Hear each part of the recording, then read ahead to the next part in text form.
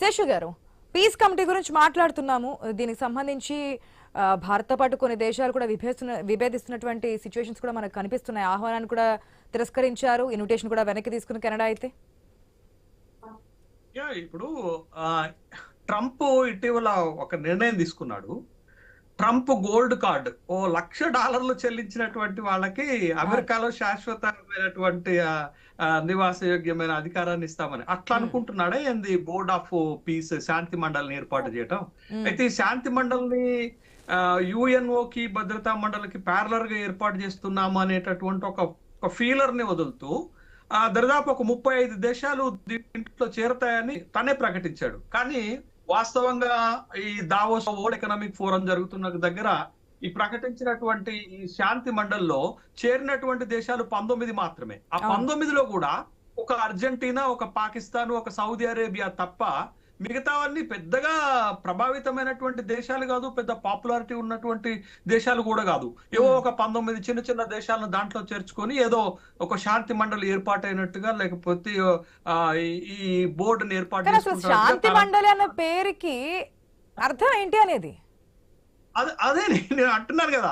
నేను ఇందాక కొన్ని పేర్లు చెప్పాను. అన్ని దేశాలపైన ప్రత్యక్షంగా పరోక్షంగా దాడి చేస్తూ బెదిరిస్తూ తాను ఈ శాంతి మండలిని ఏర్పాటు చేయటంలో అర్థం ఏంటది. అందుకే చాలా దేశాలు అందులో చేరటానికి ఇష్టపడలేదు, తటస్థంగా ఉండటానికి ఇష్టపడ్డాయి.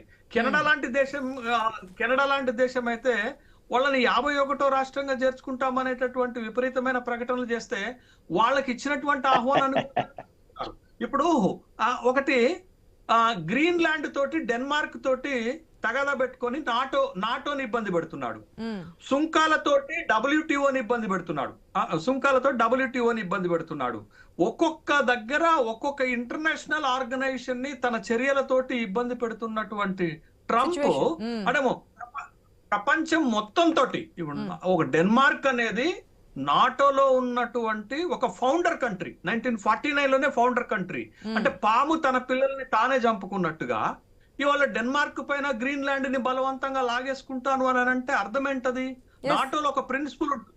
ఆ ప్రిన్సిపల్ ఏంటంటే నాటోలో 32 సభ్య దేశాలు ఉంటే ఏ ఒక్క సభ్య దేశం పైన దాడి చేస్తే మిగతా అన్ని దేశాలతో దాడి చేసినట్టుగా భావించాలి. మరి ఇవాళ డెన్మార్క్ మీద అమెరికా దాడి చేస్తే మిగతా అన్ని దేశాలతో చేసినట్టేనా?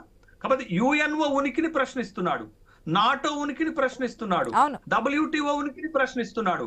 ఇంకా విచిత్రమైన ఒక మాట చెప్తాను, నేను క్లోజ్ చేస్తాను. విచిత్రమైన మాట ఏంటంటే గ్రీన్లాండ్ స్వాధీనం చేసుకోవటానికి యూరోపియన్ యూనియన్ లో ఉన్న 7 దేశాలు సహకరించట్లేదని ఏకపక్షంగా వాళ్ళపైన 10% సుంకాలు విధిస్తానని ప్రకటించి దాన్ని వెనక్కి తీసుకున్నాడు. అంటే యూరోపియన్ యూనియన్ ని లెక్క చేయవు, నాటోని లెక్క చేయవు, WTOని లెక్క చేయవు, తర్వాత యుఎన్ఓని లెక్క చేయవు. అంటే నీది ఏ ప్రపంచం?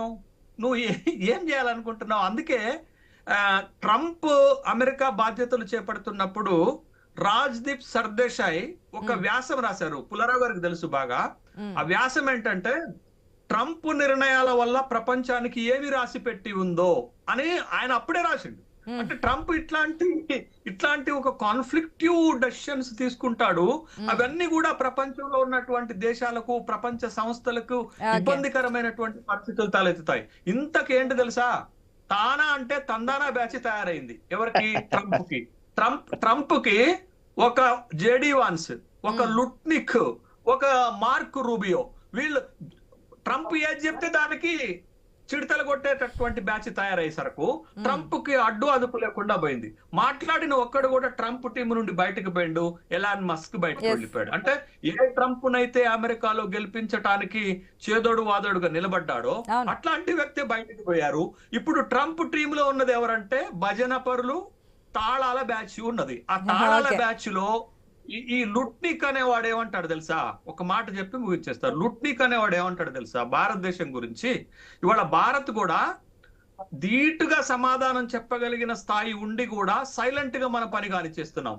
లుట్నిక్ ఏమంటాడంటే ఈ సుంకాల విషయంలో అమెరికా నుండి ఒక్క మొక్కజొన్న కంకి కొనలేని భారత్ విశ్వగురు ఎట్లయితుంది అంటాడు. విశ్వగురు ఎట్లయితుంది అంటాడు.